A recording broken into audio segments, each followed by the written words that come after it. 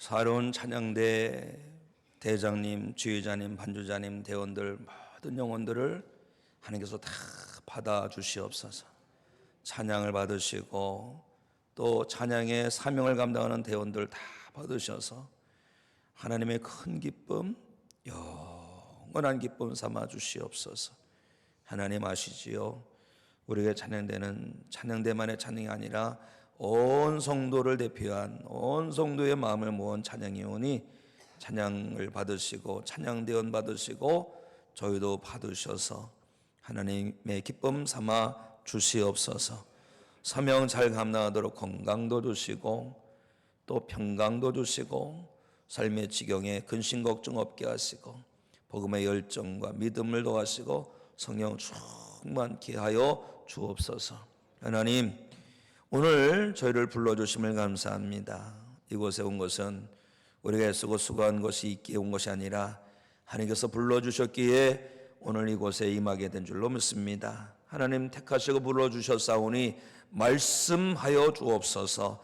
말씀을 통하여 저희 가운데 하나님의 역사를 이루시사 말씀으로 저희의 속사람을 빚어주셔서 하나님 닮게 하시옵소서. 예수님 닮게 하시옵소서. 천국 백성으로 온전케 하여 주옵소서.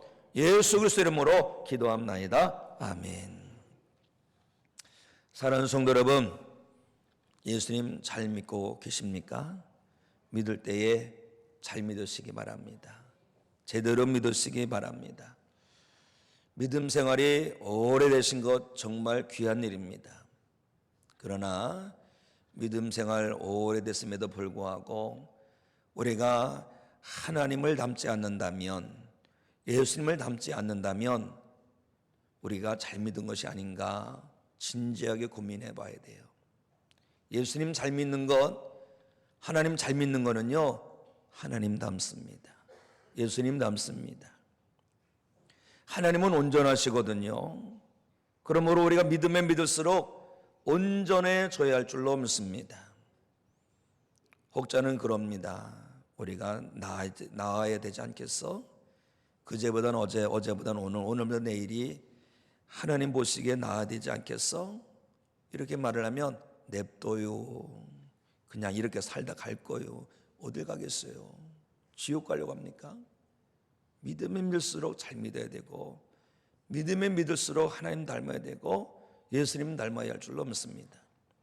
성령님께서 역사하십니다. 성령님께서 어떻게 예수하신 줄 아십니까? 예수님을 주목하게 역사하십니다. 예수님을 생각하게 역사하십니다. 예수님을 믿게 하시고 하나님을 믿게 하시고요, 예수님을 닮고 하나님을 닮게 역사하신 분이 성령님이십니다. 성령이 역사하셔서 우리가 믿으면 믿을수록 하나님의 자녀다운 성도가 되어야 되고 천국에 합당한 성도가 되어야 되고 예수 그리스도를 본받아 살고 또 누군가에게는 본이 되는 성도가 되어야 할 줄로 믿습니다. 성령님 열세하지 마세요. 성령님 모독하지 마세요. 성령님께서 우리를 주장하실 때에 순종하시기 바랍니다. 성령님께서 역사하셔서 회개하게 하실 때에 회개하십시오. 성령님 이기려고 하다가 내 영혼 망합니다. 또 성령님 역사하셔서 예수님을 주목하게 하실 때에 다른 것 바라보지 마시고 예수님 주목하시기 바랍니다. 그 영혼에 사는 길이에요. 성령님 역사하셔서 예수님을 본받아 살도록 주장하실 때에 예수님을 본받는 성도 되시기 바랍니다. 예수님이 누구세요? 하나님의 형상입니다. 하나님의 형상 되신 예수님을 우리가 주목하고 예수님을 생각하고 예수님을 본받고 예수님의 가르치심에 아멘 할 때에 우리도 하나님께서 온전하심 같이 온전한 성도가 될 줄로 믿습니다. 온전해지면 놀라운 역사가 일어납니다. 놀라운 역사, 특히 예배에 나와요. 어떤 사람들은 안 모일 이유를 찾더라고요. 이래서 못 모이고요, 저래서 못 모이고요. 밥은 왜 먹어? 안 먹을 이유가 얼마나 많은데. 그렇죠? 안 될 것을 찾는 것이 아니라 될 것을 찾아야 되는 것입니다. 온전해지면 예배를 귀하게 여겨요. 예배에 사모함이 있습니다. 예배에 집중합니다. 어떻게 하면 내가 예배의 은혜를 받을까? 어떻게 하면 내가 살아계신 하나님을 만날까? 어떻게 하면 예배를 통해 하나님께 나를 올려드릴까? 한 달에 한 번 주일을 성수하는 사람이 이제는 예수님을 본받고 온전해지니까 주일 성수에 힘을 냅니다. 또 다른 예배에도 관심이 있어요. 석회에도 관심이 있고요. 선교회가 뭐건 이렇게 모여서 예배하는 것에 관심이 많습니다. 오늘 우리의 믿음이 온전해짐으로 말미암아 예배를 귀하게 여기는 성도가 되어야 할 줄로 믿습니다. 헌신 생활도 마찬가지. 믿으면 믿을수록 온전해져서 온전해진 성도는 헌신도, 그전에는요 헌신 생활하기 어려워요. 얼마나 힘듭니까? 나갈 곳은 너무 많은데 들을 곳은 한정되어 있잖아요. 쓸 곳이 얼마나 많은지 몰라요. 그런데 예수님을 주목하니까, 성령님의 인도하심으로 순종하여 믿으면 믿을수록 온전해지니까, 예전에는 헌신생활을 못하는데 이제는 헌신생활하는 게 기뻐요. 그동안에 11조도 못하는데 11조 하는 것이 너무나 기뻐요. 그래서 심지어 이러기도 합니다. 하나님 11조만 됩니까? 10분의 1만 드리면 됩니까? 더 드리는 건 아닙니까? 이렇게까지 그렇게 질문을 하죠. 시험에 들 일이 없는 겁니다. 온전해지면은. 또 성령이 역사하시면 기도 생활이 행복합니다. 그전에는요 미리 생겨서 기도합니다. 하나님 살려주세요, 이거 어떻게 합니까, 이거 해결해 주세요 라고 해서 하나님 앞에 매달리는데, 믿음이 온전해지면, 그 영혼이 온전해지면 이제는 기도를 통해서 하나님과 깊이 만나고 늘 하나님과 소통하고 하나님과 교제하고 기도 생활이 행복해요. 그래서 주일에 와서 하나님 앞에 기도하는 것만이 아니라 평상시에도 주님 앞에 나와서 기도하고, 새벽을 깨우며 기도하고, 한밤중에도 기도하게 되어 있는 것입니다. 사랑하는 성도 여러분, 우리가 믿을 때에 제대로 믿고, 믿을 때에 하나님의 온전하심 같이 온전함으로 날마다 성장하고 성숙한 성도 되어야 할 줄로 믿습니다. 우리가 믿음 생활 제대로 하면 우리 온전해지지요. 그 하나님께서 거룩하심 같이 우리가 거룩해지고요, 신령해집니다. 이 영의 눈이 열려요. 영의 눈이 열릴 때 조심해야 됩니다. 특히 주의해야 됩니다. 소위 은혜 받았을 때 조심해야 됩니다. 뭘 조심해야 되느냐? 우리가 보면 믿음 생활할 때 보면 우리가 이제 영의 눈이 열리고 신령해지면 믿음이 약한 사람들이 보여요. 믿음 약한 사람들이 보이는데, 문제는 뭡니까? 나도 약한 적이 있었다는 걸 잃어버리는 거예요. 더 연약한 믿음의 과정을 다 겪어서 오늘의 이 믿음의 장성한 분량에까지 자라났는데, 이렇게 예수님 닮아가고 하나님 닮아가는 믿음이 됐는데 그걸 잃어버리고 가감없이 누군가에게 상처를 주고 넘어지게 하고 시험에 들게 하고 그러더라라는 것이죠. 그건 덜 연구한 겁니다. 제대로 연구를 해야 되는데, 제대로 익어야 되는데, 제대로 온전해야 되는데 그러지 못한 거지요, 사실은요. 어느 분이 교회에서 무서운 분들에 대한 글을 썼더라고요. 성도 여러분, 교회에서 무서운 분 되지 마시기 바랍니다. 어느 분은 교회 가면 목사님이 무섭다 해서 신방 가면 저기 멀리 앉으시더라고요. 아유, 왜 그러십니까? 집사님 가까이 오세요. 아유, 목사님 무서웠어요. 왜 무서워요? 내가 뭐 잡아먹습니까? 교회 오면 장로님이 무섭대. 왜 그러냐면 장로님한테 혼날까 봐요. 아니, 혼낼 짓을 하지 말아야지. 괜히 혼냈기나. 내 블로그에, 인터넷 블로그에 이런 글이 있어서 한번 얘기를 해드릴게요. 교회 가면 무서운 사람들, 새벽 기도에 오래도록 한 번도 빠지지 않고 기도하는 집사님이 무섭습니다. 왜 그러냐고 그랬더니 그분 머릿속에는 목사님이 새벽 기도 몇 번 빠졌고 장로님이 새벽 기도 몇 번 빠졌니 다 기록되어 있다는 거예요. 그래서 무섭대요. 또 11조 꼬박꼬박 잘하는 그런 권사님이 무섭답니다.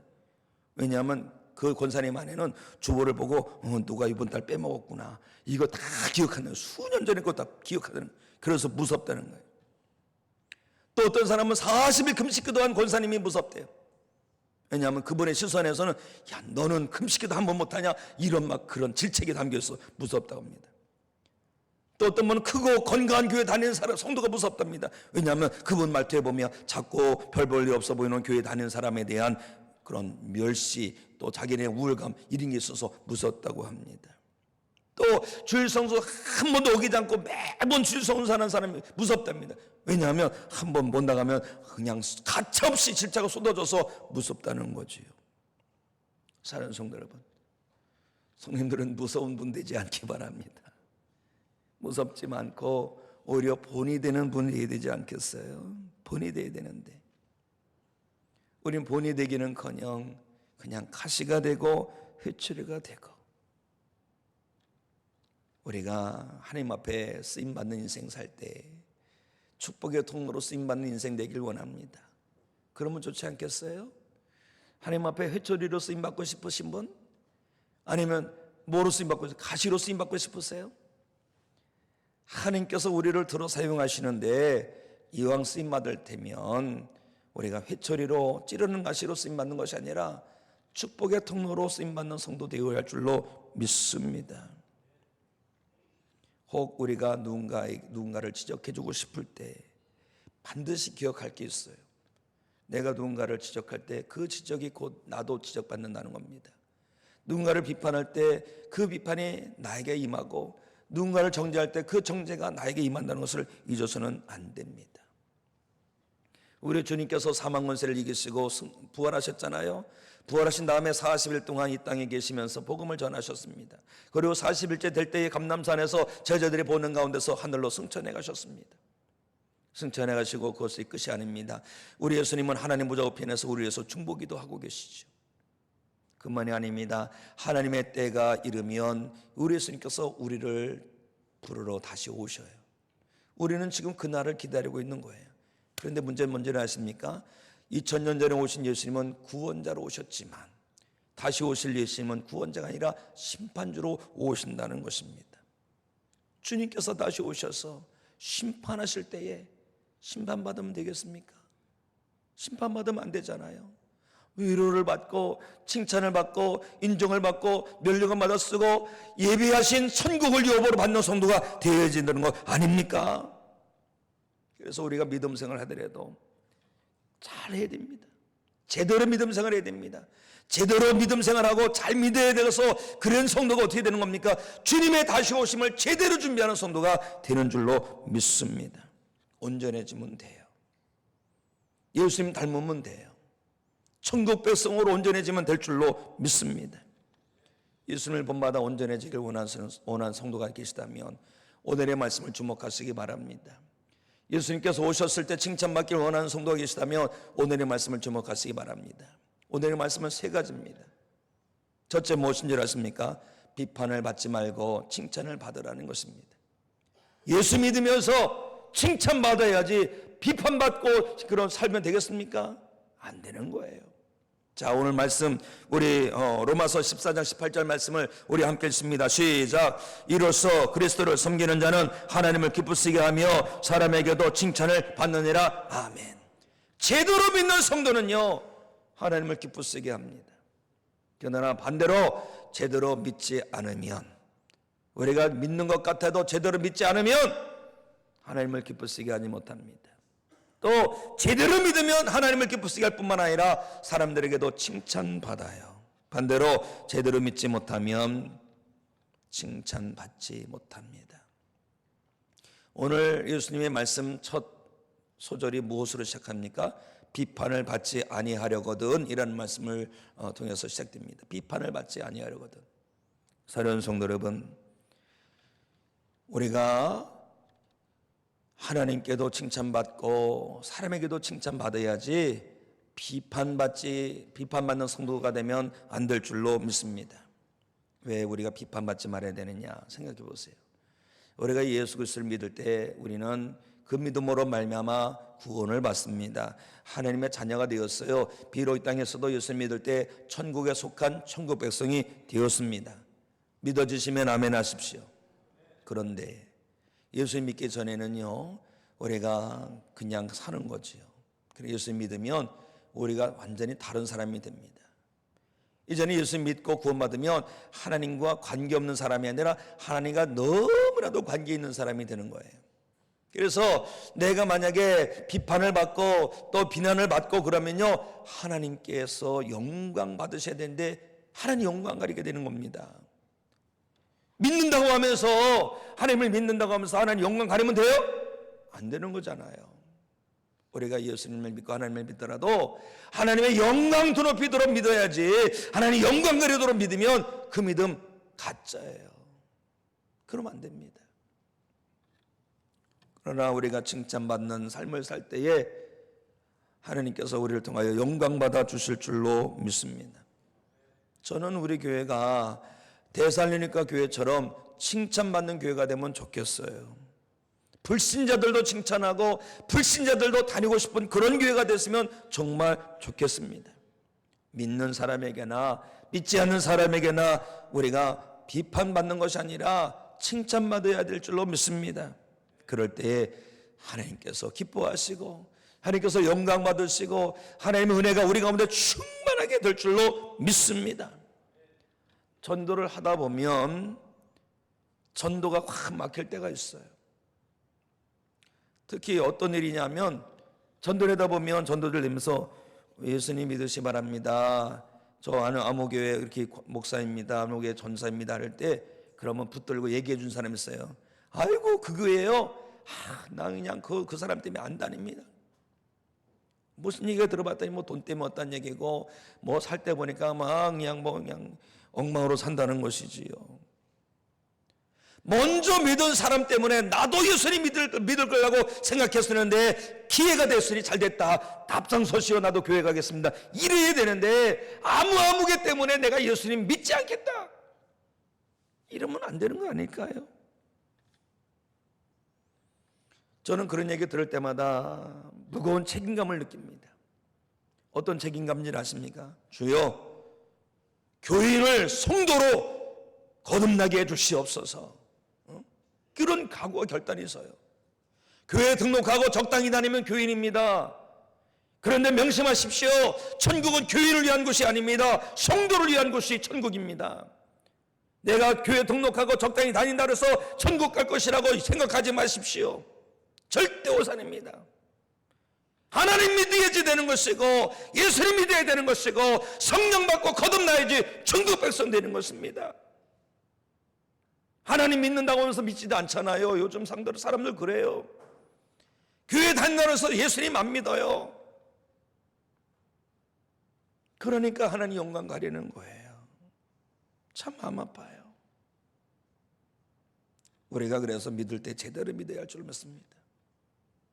제대로 믿어. 하나님 온전하신 온전하고 하늘에 속한 자로 살고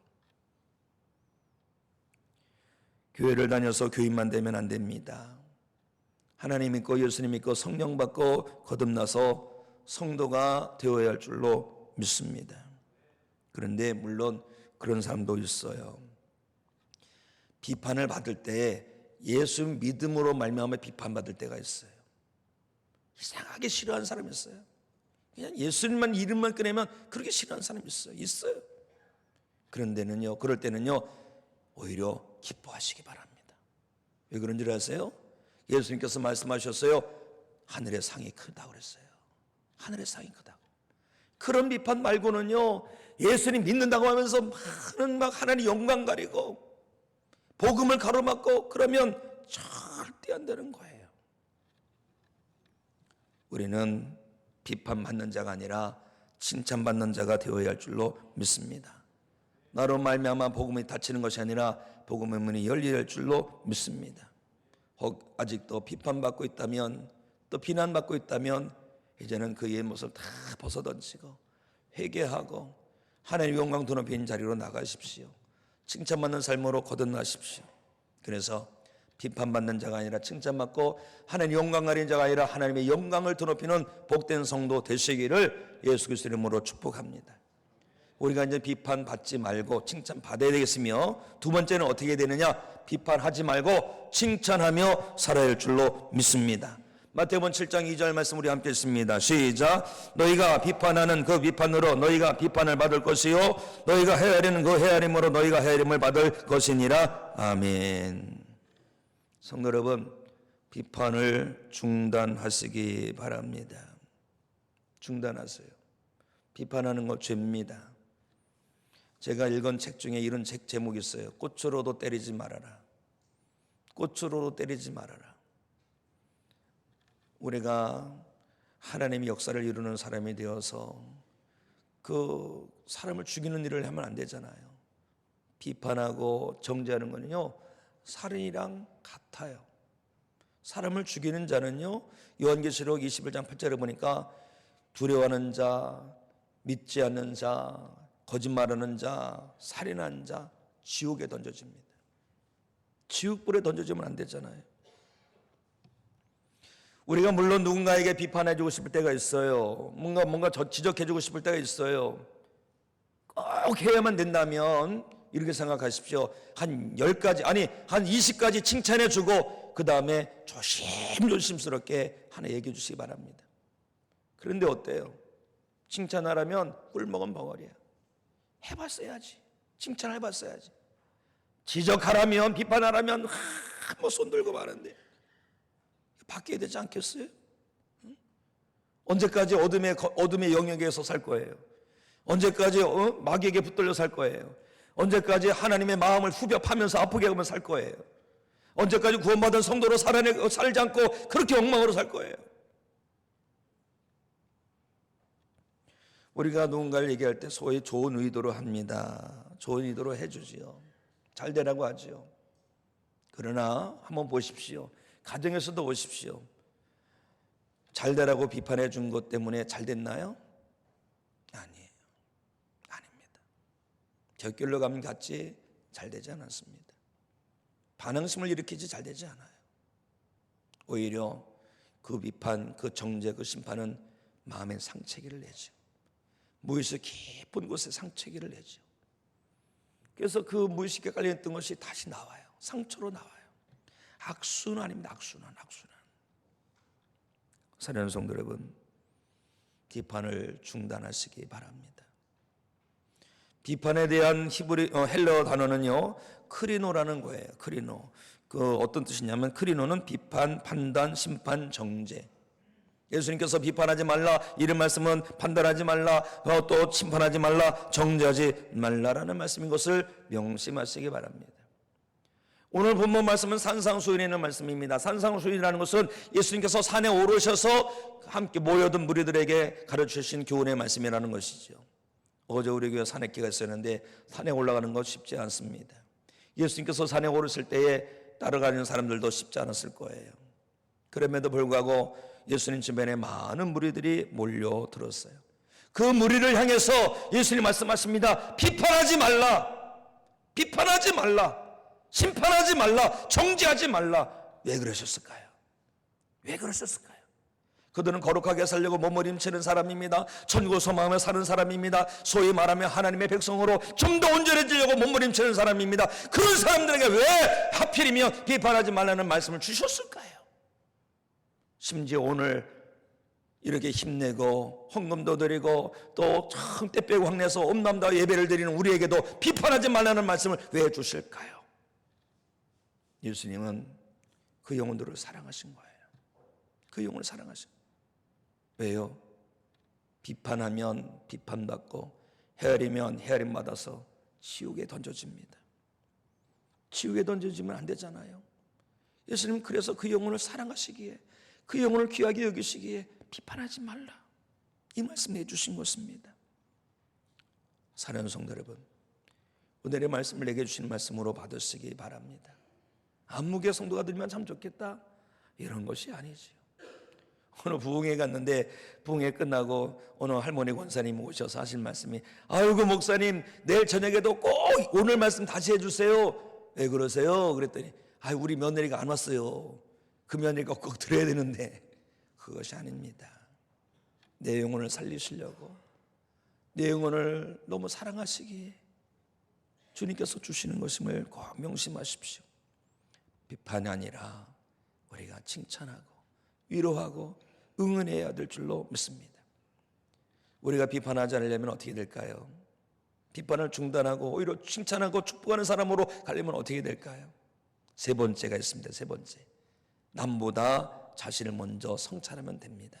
자, 마태복음 7장 5절 말씀 우리 함께 읽습니다. 시작. 외식하는 자여, 먼저 내 눈 속에서 들보를 빼어라. 그 후에야 밝히 보고 형제의 눈 속에서 티를 빼리라. 아멘.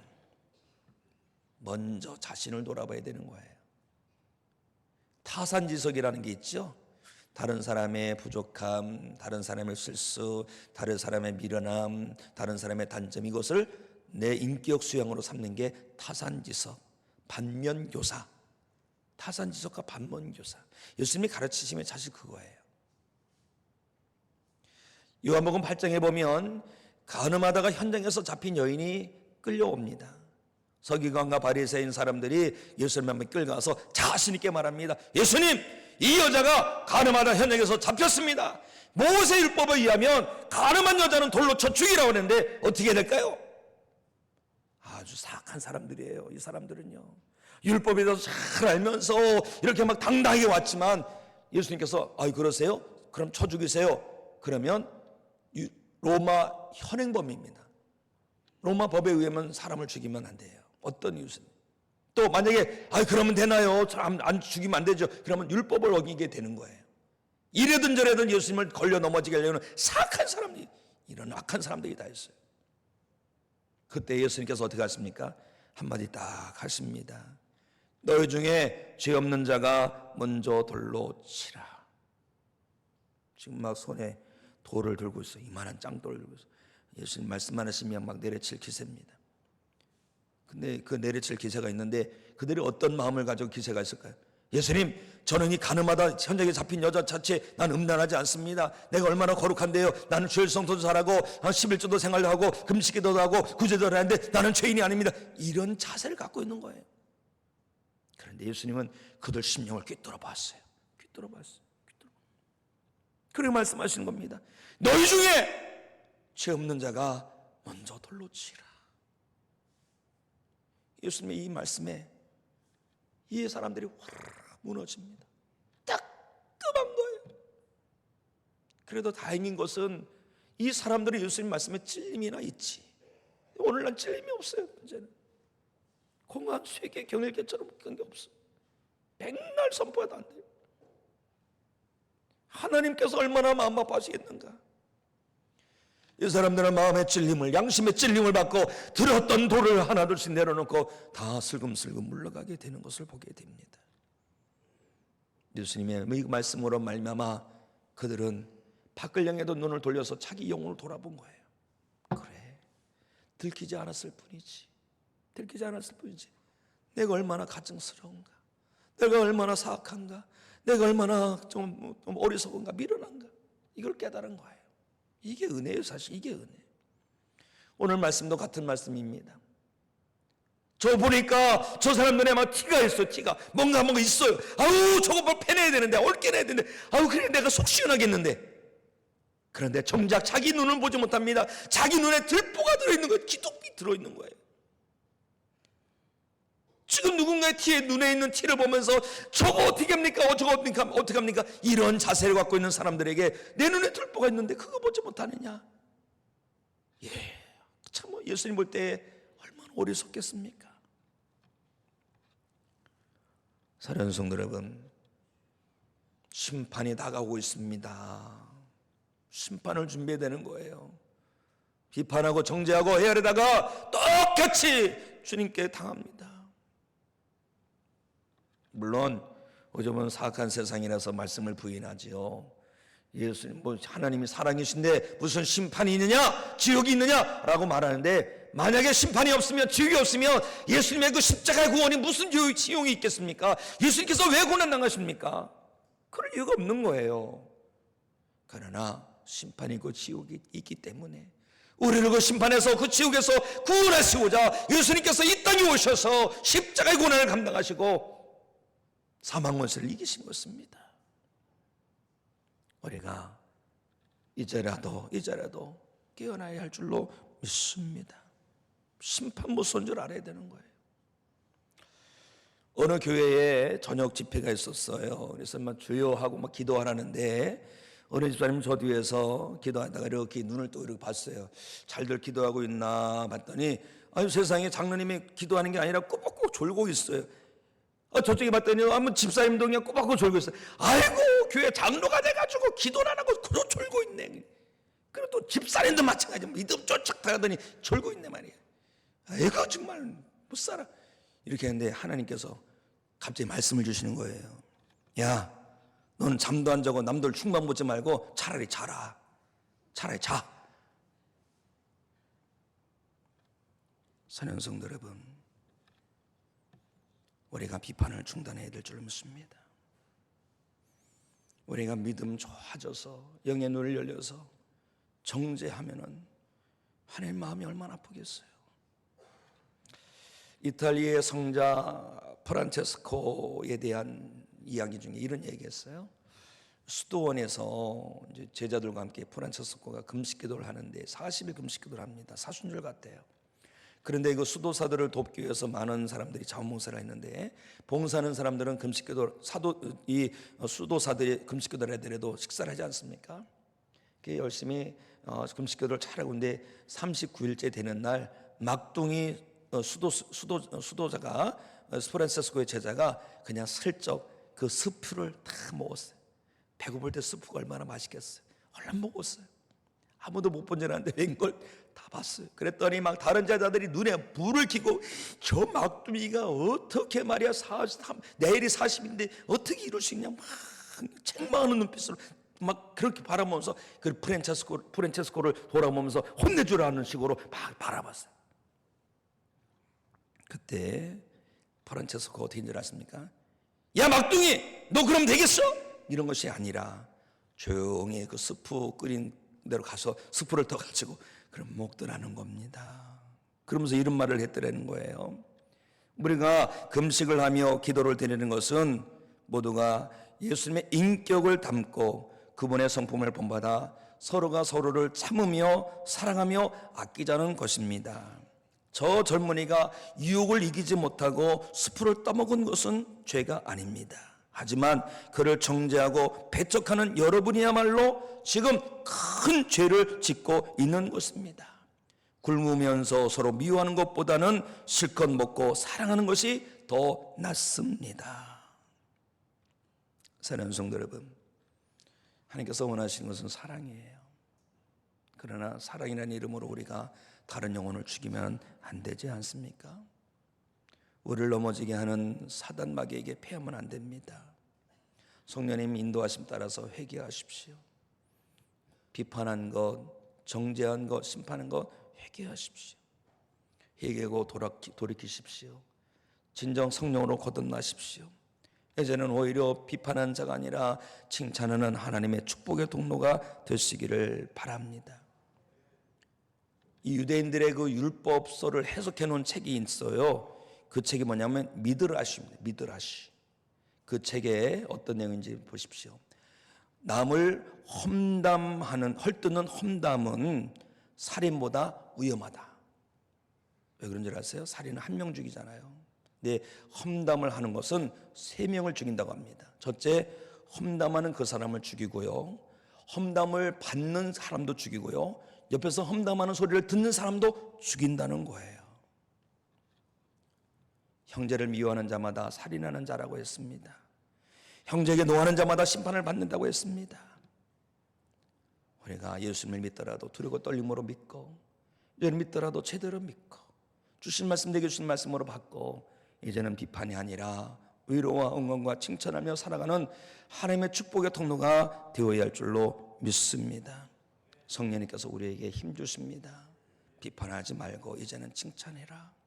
하나님 앞에 채찍으로 쓰임받지 말고 축복의 돈으로 쓰임받아라. 성령님께서 우리에게 말씀하십니다.